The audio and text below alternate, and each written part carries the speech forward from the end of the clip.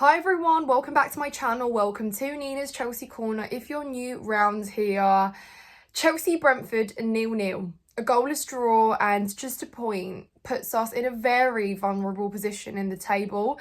And we now have to root for Manchester United against Manchester City. And we also have to hope that Aston Villa and Newcastle don't win their next couple games so that we can actually have a bit of a chance to solidify that top four spot. Is that going to be possible? I'm not too sure. Villa beat Forest. Brentford were beaten by Newcastle, and yet here we are, we can even score a goal today. And actually, are we lucky to take away a point? Some people will probably say yes, because Brentford had at least 3 very clear-cut opportunities in about 5 minutes where they're probably going to be ripping their hair out for not scoring. Chelsea, while we came close, it seemed the way that we played football and the way we set up today, it just really limited our chances. Why does Brentford always frustrate us? Why is Brentford a fixture that we really struggle in? You know, I always said that before the Fulham game, before we went on to lose the games that we did in winter, Brentford was the last game that we won in that poor run. And even then, we could see how difficult it was to beat them. So it's something about Brentford that just really gives us no chance. But yeah, very disappointing. And from the get-go, people raised eyebrows upon seeing the starting lineup. It was strange. Obviously, Kukurea, Palmer, Jackson, all on the bench. Dewsbury Hall started. Nkunku started. And we were all just a little bit like, is Maresca throwing this game away? Now, I kind of gave him the benefit of the doubt because I thought maybe these players aren't completely fit, and if they start in this game, then we risk losing them out and perhaps, you know, losing them out for the rest of the season if something happens to them. So was it more of a preventing them from kind of picking up an injury? I don't know. I like to think so, because again, I wasn't really sure why after, you know, Jackson and Palmer played against Tottenham, we had while it wasn't maybe the best performance of the season, it was still a better game, and it was good to get that chemistry on the pitch going. And we all know how we feel about Nkunku. And I think this game, he basically reinforced that. He basically solidified and reconfirmed why we feel the way we do about Nkunku. And yeah, so upon the setup, you kind of did doubt how this game was going to go. And I made a joke about it saying, oh, well, on the bright side, this is the strongest the strongest bench we've had in months and months. And, you know, Maresca kind of justified the lineup by saying that he thinks this will be good enough. And ultimately, I get it from one side, because we should have enough depth in our squad, should have had enough time for these players to gel together to be able to put out a squad like that and expect a result. However, things haven't been straightforward for us recently, and we know that our run of form has been very questionable. Performances haven't been great, but we've been able to scrape a couple results along the way. However, while I said that I want to see results, I also want to see performances. Today we saw neither, frankly, and it's a little bit concerning because it does not fill you with faith going into the remaining fixtures. It simply doesn't. When you look around us and you look at teams gearing up and, you know, really taking this now quite seriously, to see Chelsea be so uncomfortable with each other in games, like what were we doing? It took time to even get into the habit of stringing passes together, let alone forming clear-cut attacks. It looked very void of quality at times, and it was just frustrating. Again, we saw this situation where Sancho had some great moments in the first half where he would, you know, lay off a ball, or he had this one chance I can remember where he passed it into Nkunku. And again, he was robbed of a very good assist because Nkunku just couldn't control the ball. So what is it with Christopher Nkunku? You can see that not only the fans, but the players are frustrated with him as well, because Enzo Fernandez at one point was literally shouting at Nkunku, when you get a ball or when you've got a pass coming towards you, you don't wait for it, especially when Brentford were pressing us.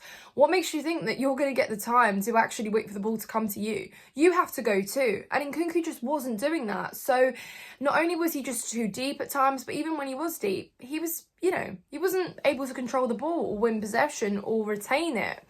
So very frustrating to watch from that side of things. And you know what, guys? I don't even know what to make of the performance. you know, coming close so many times, I guess for both sides, but Brentford more than anything. Sanchez obviously had some good saves as well, but it was like we let Brentford be all over us, especially when, yeah, I guess the substitutions helped a little bit, but it was like Maresca. Obviously, you can see that from the get-go, the way we were set up, and, you know, players like Jackson not starting and Palmer not starting, it did make things very difficult. So let's not fool ourselves. These are players that absolutely should be starting. And you could see with Neto coming on, Palmer, Jackson coming on, that we got better. I think it was a little bit livelier. It looked like Neto had been instructed to shoot where he could and be very direct, because he came quite close, didn't he? And again, I always say that Neto's crosses seem to never really be going anywhere, but at least he had a crack, and that's just something that we weren't able to do. So yeah, I could kind of just say frustrating if I had to summarise. Maybe a little bit lucky as well. And just simply Maresca's management from the start was quite poor, I think. So yeah, it's a tough one, really. I think it kind of feels like a loss. I mean, would it be better if Brent, obviously it wouldn't have been better, but do you know what I mean? It kind of just still feels like a loss in a sense. Cole Palmer coming towards the end with that shot that, again, was so nearly, I guess, defined the whole game. Both sides coming close and yet nothing. A goalless draw in West London on Sunday afternoon, guys. Yeah, it really, really wasn't great, was it? If you want to talk about bad individual performances then as well, I think poor Malo Gusto was poor. I don't know what it is about him, but every kind of pass he made or a cross he made, it was either inaccurate, it had too much on it, it went into a Brentford player, or it just really didn't do anything to initiate an attack for our side. And I don't know what it is with Malo Gusto. I think I've often really said that it's because Maresca's really switched his position up way too many times this season, and the fact that he's chopped and changed his position so many times has almost made him feel a little bit insecure in his own game. And that was clear to see today, because it just really wasn't working out. And, you know, it's not really like it's been an off day, because we've seen quite a few of these games now where Malo Gusto just looks like a shadow of himself from last year. So I'm not too sure what that was about. Reece James, obviously on the left, I thought he did decent. I thought he was good at times again. He was also beaten on the wing, and again, we know that he's not the paciest player, but he made the tackles where he needed to be. I think, you know, we saw obviously last game that he was rested so that we could maybe start him for this one. So is it a case that Maresca's trying to kind of balance out the team so we have everyone fit for the remaining fixtures? But that means that he's forfeiting some of the games here, because that's kind of what it feels like. I do want to believe that from the get-go, if we did have Jackson Palmer starting in this game, even, it would have been quite different, because you could see the visible chemistry there and the actual ability to form attacks.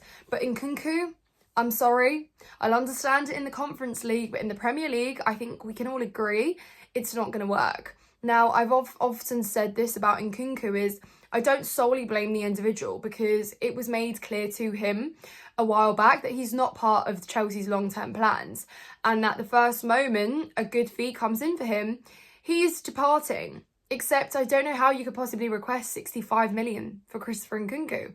And that's the thing here. It's just not going to work out, really. So what Maresca's done with Nkunku, it hasn't worked. And then, okay, you bring on Nicholas Jackson, and that's the player we wanted to see from the start. But then it's almost all too late, and we can actually find the back of the net. And I thought, you know what, I'll take it. If it's a smash and grab or something like that, just because we need these 3 points. But no.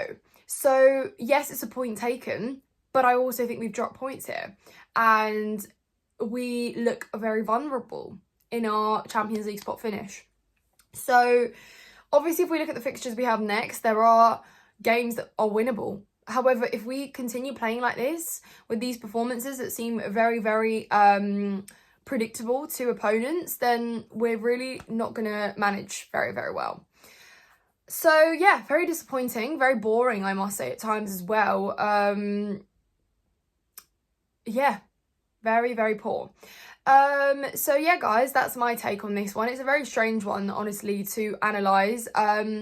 It's more like a meh, but also it's like I'm looking at the bigger picture here now with every game, and it's just not great, you know? So let me know how you guys feel in the comments down below. Does this fill you with confidence? Can we go and still get a Champions League finish? Or are you guys simply very, very set on the fact that that's not happening and we should kiss Champions League goodbye? Let me know. Obviously, still got games to go, yes. However, some tough games coming up. Obviously, before that, we turn our attention to the Conference League, where we have a very important quarter-final against Legia Warsaw, but we will have to really, really think about ourselves, our position in the league, and how competitive we're going to be till the end. Let me know how you guys feel in the comments down below. Like this video, subscribe to the channel if you haven't done so already, and also follow my Instagram, TikTok, and my Twitter, which are all linked in the description down below. Take care of yourselves, guys, and I will see you very, very soon. Thank you so much.